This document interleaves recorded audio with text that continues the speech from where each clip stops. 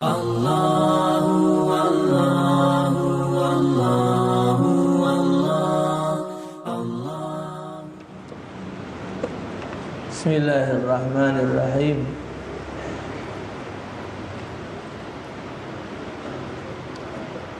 Ustaz mau bertanya, apa hukumnya jika seorang janda dilamar oleh seorang laki-laki yang sudah beristri tanpa izin terlebih dahulu dengan istrinya? Apakah berdosa jika ia menerima lamaran tersebut? Karena sekarang marak istilah pelakor. Dan apa hukumnya istri yang melarang suaminya menikah lagi? Mohon pencerahan. Sepanjang sejarah dan sepanjang dalil, satu pun tidak ada dalil yang menunjukkan tentang bahwa kalau menikah lagi itu harus dengan izin istri yang ada. Sebab kita lanang sudah mendapat izin dari Allah. Fankihu ma taba lakum minan nisa masna wa sulasa wa ruba'. Itu dalil bahwa lanang boleh nikah 4. Tidak ada dalil mengatakan untuk izin istri, tidak ada. Cuman sebaiknya supaya tidak terjadi hal-hal di belakang hari. Misal dia dapat anak, tahu-tahu ngajak balik. Nak siapa ini? Anak kau juga. Dari mana? Kaget jadi fitnah. Tapi sebenarnya tidak jadi masalah. Dan tidak juga dikatakan mengambil suami orang. Kalau ngembek suami orang tu, yang namanya ngembek itu punya wong. Punya wong. Nah ini nah. Punya ustaz ini. Ya. Bawa meli. Dimbek. Itu namanya ngembek. Lanang kan boleh jatah 4 bini.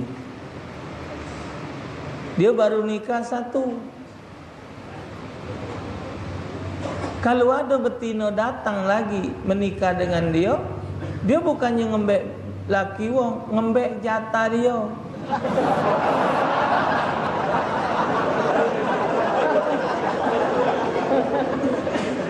Kan ada jatah 4. Baru terpakai sikap. Nah datang. Nggak udah ngembek jatah dia. Datang yang ketiga, ngembek jatah. Datang yang keempat, ngembek jatah. Karena seorang laki-laki itu milik 4 wanita. Dalilnya begitu. Ya. Kalau dia sudah punya bini 4, datang yang kelima. Nah yang kelima tu baru namanya ngembek laki wong. Karena dia sudah dimiliki oleh 4 wanita.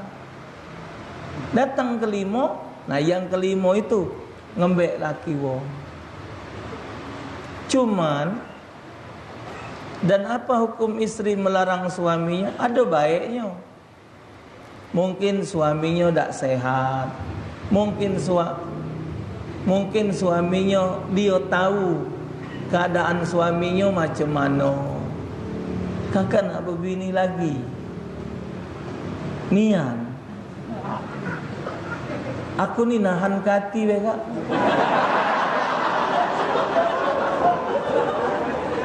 Aku ni ku tahan kebe dengan kamu ni. Jangan kak nyakiti betina lain. Kakak tidak mampu. Jadi betina tu ngelarang, mungkin ada sebab. Mungkin ada sebab. Lanang juga nak menikah lagi, ada sebab. Kalau sebabnya dengan tujuan kebaikan, ngapa nak dilarang? Segalanya dia mampu, segalanya dia sanggup. Tapi ingat, kalau menikah hanya berpikir untuk hubungan seksual, jangan. Kalau menikah lagi hanya tujuan untuk pelampiasan hawa nafsu, jangan. Tapi kalau menikah itu karena tujuan untuk menjalankan anjuran Allah, tujuan untuk memperbanyak zuriat keturunan, untuk memperbanyak umat Nabi Muhammad, dan anda mampu segala-galanya, mulai dari nafkah, makan, minum, kemudian mendidik dia, bismillah. Kenapa wanita itu ngelarang menikah lagi? Apa sebabnya? Dipelajari dulu. Kenapa laki-laki nak menikah? Banyak faktornya. Wong lanang ini dikaruniakan oleh Allah Ta'ala ada nafsu, dan nafsu wong lanang ini tidak terbatas dengan keadaan. Ada dia umur sekian sudah kurang hawa nafsunya, ada yang dia umur tua nafsunya masih bagus. Betina kalau dia sudah tidak menstruasi lagi, dia tidak pacak lagi, dia nolak diajak berhubungan oleh suaminya. Ketika suaminya ngajak berhubungan dengan dia, dia tidak mampu lagi, nak dikemanakannya? Nak dikemanakannya nafsu dia? Coba. Bini diajak berhubungan sudah nolak-nolak, pakai celana 5 lapis.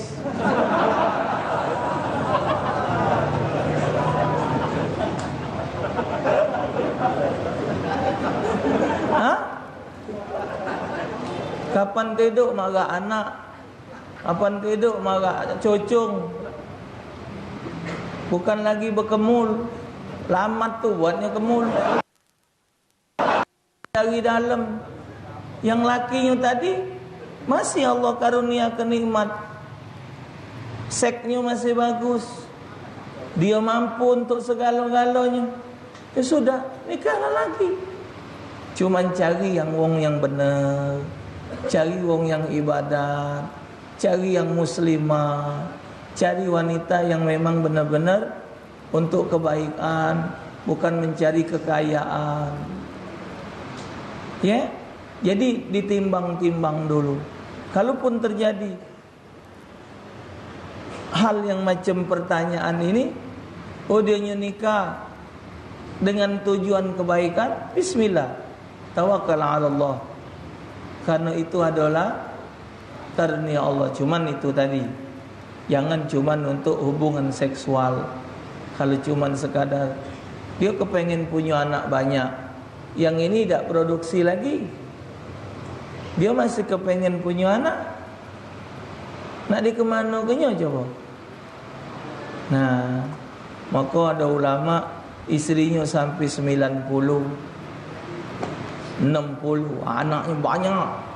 Dan banyak anak tadi jadi orang alim galau. Yang dimasalah wong ini,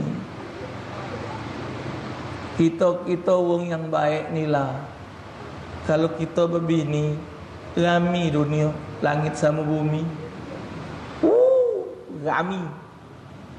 Padahal kan kalau dia ustaz, dia kiai, dia wong alim, dia wong baik, wong terhormat, punya istri, punya anak lagi, akan lahir orang-orang terhormat. Raden berbini lagi, akan lahir anak-anak Raden.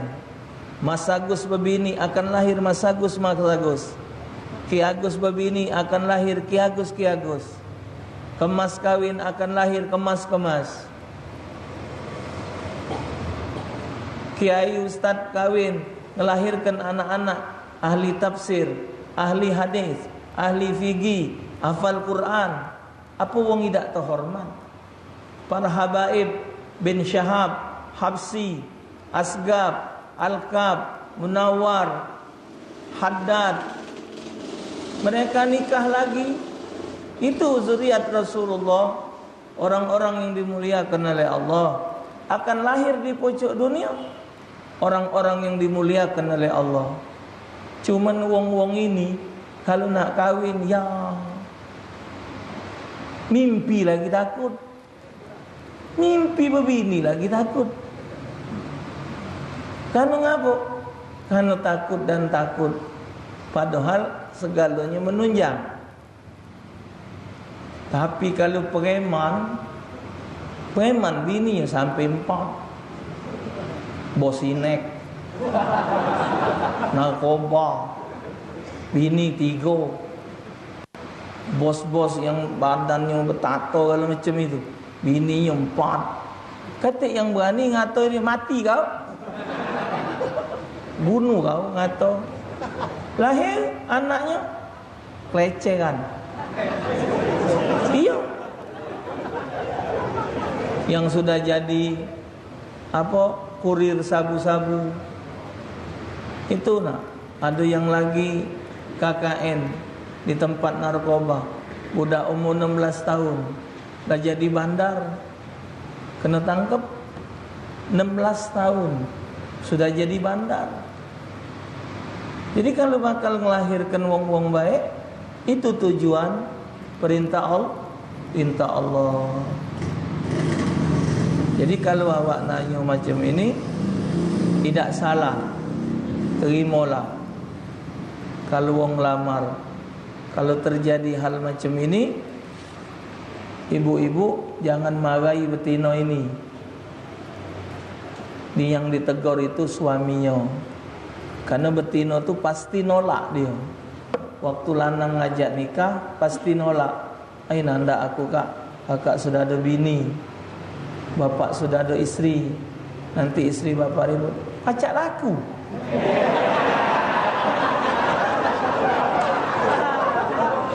Pacak laku ngadepinya. Kaki aku ngomong, pak tak berani aku. Ya Allah dek, InsyaAllah tak apa-apa. Kan dia lah berkali-kali nolak. Siapa yang maksa? Jadi tak guna nak ribut dengan betina itu.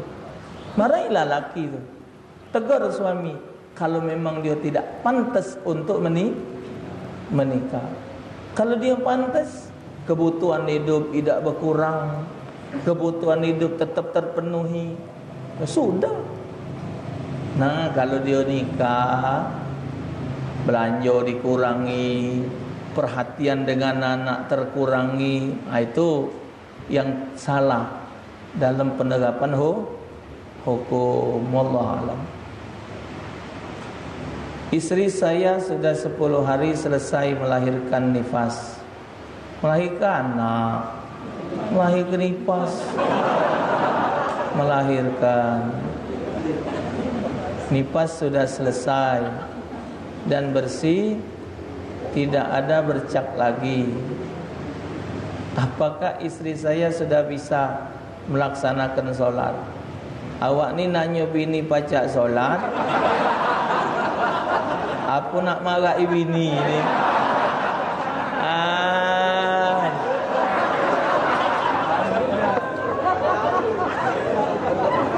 Bini terbuang lah. Ketoknya ngomong ini. Atau menunggu 40 hari. Nifas itu aqallu yauman bilayaliha. Majatun. Jadi nifas itu dengat. Itu nifas. Paling lama ni biasanya waghalibuhu arba'ina yauman bilayaliha, 40 hari 40 malam.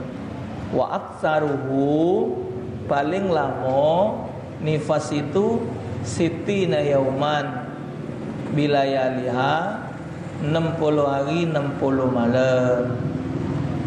Kalau sudah 10 hari dari melahirkan, tidak lagi keluar darahnya, yakin sudah bersih, bahkan dimasukkan kapas ke situ, tidak ada lagi bekas darahnya, silahkan mandi wajib dan sudah saatnya untuk melaksanakan solat, dan semua yang terlarang boleh dilakukan.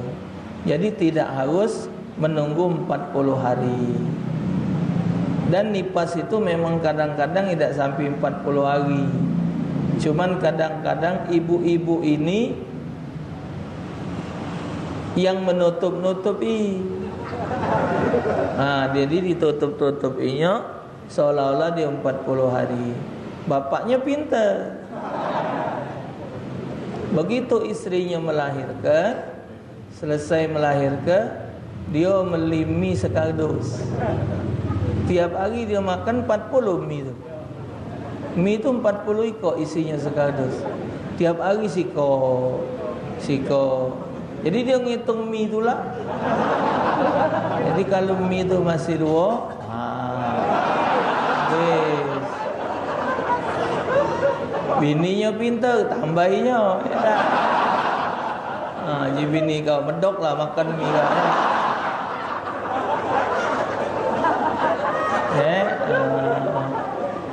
Allah. Bagaimana menghadapi orang tua yang suka berhutang? Sikap kami sebagai anak bagaimana sebaiknya? Orang-orang yang tempat dia berhutang atau ketemu siapapun yang kira-kira bakal dia berhutang, omong ke sebaiknya jangan diutangi kalau ayah kami datang. Kakek sulit mayarnya, sudah jangan omong ke dari kami. Jadi kami anaknya nginget ke baik. Kalau datang dia nak berhutang lagi tak sanjuk, pasal dinjuk. Kadang-kadang banyak utang itu bukan keperluan, tapi keinginan. Saya berjanji di dalam hati tapi belum sempat terucap kepada adik saya. Jika ia naik kelas, mau saya belikan dia sepeda. Belum sempat terpenuh adik saya dibawa ibu saya dengan lelaki lain dan tidak ada kabar lagi setelahnya. Bagaimana dengan janji saya tadi? Mohon pencerahan. Yolah tak jadi soal. Dia nyedak katik. Saya pernah mendengar kalau bekerja di bank itu haram karena riba. Bagaimana hukumnya jika bekerja dengan pegawai bank tersebut? Kalau awak yakin memang gaji dia dari bank itu, ya jangan begawi dengan dia. Jadi kalau misalnya ada kotoran, kita juga diinjuk kotoran kan tak mungkin. Saya bekerja di perusahaan milik non-muslim. Suatu hari saya disuruh membersihkan tempat mereka beribadah. Bagaimana hukum saya membersihkan tempat ibadat mereka tersebut? Carilah usahanya untuk pindah tempat kerja yang lain. Jangan kita melok menanggung seolah-olah kita ada andil di dalam hal peribadatan non-muslim tadi. Saya mendengar hadis, jika datang kepada kalian seorang lelaki yang kalian ridai agama dan akhlaknya, maka nikahlah dia. Jika tidak, maka akan terjadi fitnah di muka bumi dan kerusakan yang besar. Jika ada hal yang lain yang tidak saya sukai pada lelaki tersebut, apakah saya berhak menolak? Kan hadisnya jelas yang awak baca. Dan akhlaknya, artinya kesempurnaan akhlak ada di diri dia. Kalau anda menemukan suatu kejanggalan pada diri orang tersebut, berarti kan akhlaknya belum sempurna, ya boleh ditolak. Karena anda yang akan hidup dengan dia, jadi tidak harus dipaksa ke. Wallahu alam shawab. Rabbi bil Mustafa balligh maqasidana waghfir lana ma madha ya wasi'al karami ya Rabbi bil Mustafa balligh maqasidana waghfir lana ma madha ya wasi'al karami ya Rabbi bil Mustafa sidana wa ufillana ma madha ya was. Allahumma hdina fi man hadait wa afina fi man afait, tawallana fi man tawallait wa barik lana fi ma atait wa qina bi rahmatika syarra ma qadait, wa sallallahu ala sayyidil mursalin. Alhamdulillah rabbil alamin. Assalamualaikum warahmatullahi wabarakatuh.